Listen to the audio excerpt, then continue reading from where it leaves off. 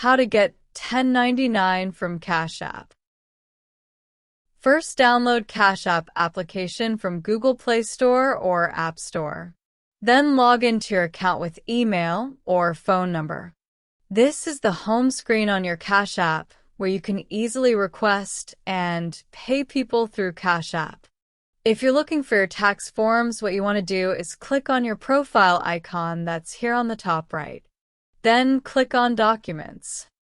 Next, the screen pops up and it's going to say stocks or Bitcoin. So depending on what you're buying and selling on Cash App, then you can go ahead and choose to find your tax statements there. So for example, let me click on Bitcoin here. You can click on 1099 to see your Cash App tax documents. Now you have the option to open up your 1099-B in the browser, or you can have it sent to you via email. That's it. Thanks for watching.